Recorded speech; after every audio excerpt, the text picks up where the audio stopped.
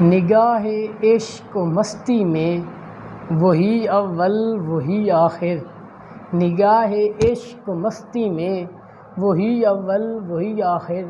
وہی قرآن وہی فرقان وہی یاسین وہی طٰہٰ۔ کوئی بھی شخص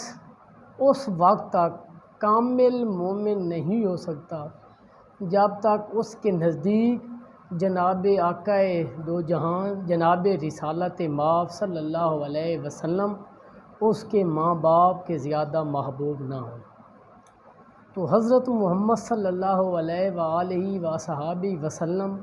ایک ایسی ہستی ہیں جن کے احسانات کو اگر ہم گننے لگیں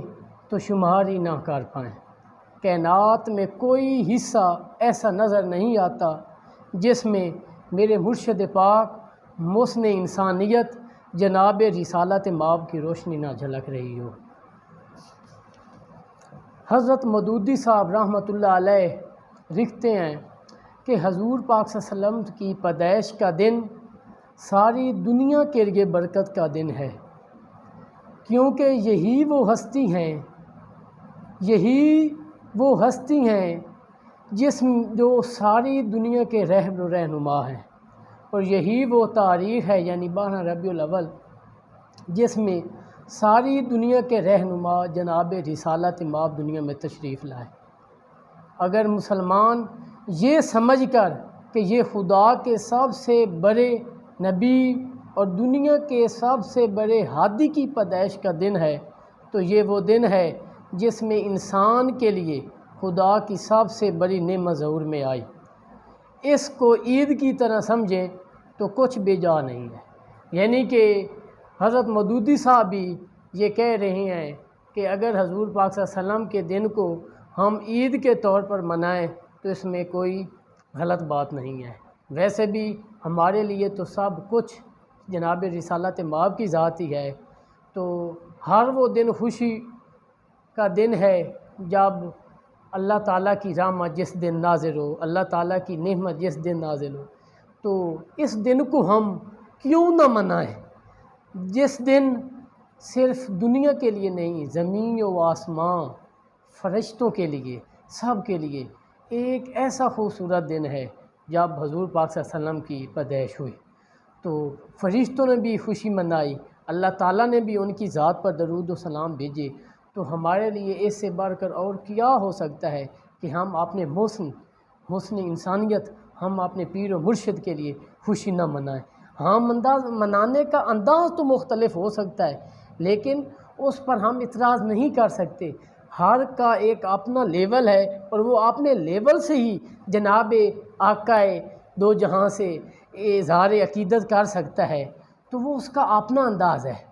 تو اس میں ہمیں کوئی مداخلت نہیں کرنی چاہیے کہ عید منائیں یا نہ منائیں، اور اس پر ہمیں فتوے لگانے کا کوئی حق حاصل نہیں۔ اگر آپ نہیں منانا چاہتے تو نہ منائیں، لیکن جو منا رہے ہیں ان کو آپ ان کے درمیان انٹروین نہ کریں۔ تو مودودی صاحب لکھتے ہیں کہ 12 ربیع الاول کی تاریخ کس لحاظ سے تمہارے لیے اہمیت رکھتی ہے؟ اس لحاظ سے نہیں کہ عرب کے ایک شخص کے گھر میں ایک بچہ پیدا ہوا۔ حقیقت میں یہ ان کا فکرہ جو ہے نا بہت زیر غور ہے اور بہت کمال کا فکرہ ہے، اور آپ صلی اللہ علیہ وسلم سے اظہار محبت کا بہت خوبصورت انداز ہے کہ عرب کے ایک شخص کے گھر میں ایک بچہ پیدا ہوا تھا، بلکہ اس لحاظ سے اہم ہے کہ آج اس پیغمبر اعظم صلی اللہ علیہ وسلم کو خدا نے زمین پر بھیجا، جس کے ذریعے سے انسان کو خدا کی معرفت حاصل ہوئی، جس کی بدولت انسان نے حقیقت میں انسان بننا سیکھا۔ تو اس لیے حضور پاک صلی اللہ علیہ وسلم کے اس دن کے وجہ سے ہمیں یہ عہد کرنا ہوگا کہ ہم نے صرف حضور پاک صلی اللہ علیہ وسلم کی پیدائش کے موقع پر جھنڈیاں لگا کر ان سے اظہار محبت نہیں کرنا، بلکہ ہم نے یہ وعدہ کرنا ہے کہ اس دن ہم نے آپ صلی اللہ علیہ وسلم کی امت کے ساتھ فلاح کے کام کرنے ہیں۔ ہم نے وعدہ کرنا ہے کہ ہم نے آپ صلی اللہ علیہ وسلم کے صحیح نقش قدم پر چلنا ہے، ان کی امت کے لیے ہم فلاح کا باعث بنیں، ان کی امت کے لیے ہم بہتر سے بہترین کام کریں، اور ان کی امت کے لیے ہم صدقے کا باعث بنیں، اور ان کی امت کے لیے ہم ایسے کام سر انجام دیں کہ ان کی امت جو غربت میں زندگی گزار رہی ہے ہمیں ان کی خدمت کرنی چاہیے، اور حقیقت میں اگر ہم یہ کر لیں گے تو ہم حقیقی طور پر عید کا دن ہوگا ہمارے لیے. جب ویسے تو حضور پاک صلی اللہ علیہ وسلم کے لیے کی پیدائش کا دن 12 ربیع الاول ہے، لیکن آپ صلی اللہ علیہ وسلم کے لیے ہمیں روزانہ میلاد منانا چاہیے، روزانہ عید منانی چاہیے، کیونکہ وہ محسن انسانیت ہیں اور اللہ تعالیٰ کی ذات اور فرشتے بھی ان پر درود و سلام بھیجتے ہیں. تو ہمیں بھی روزانہ ان کے لیے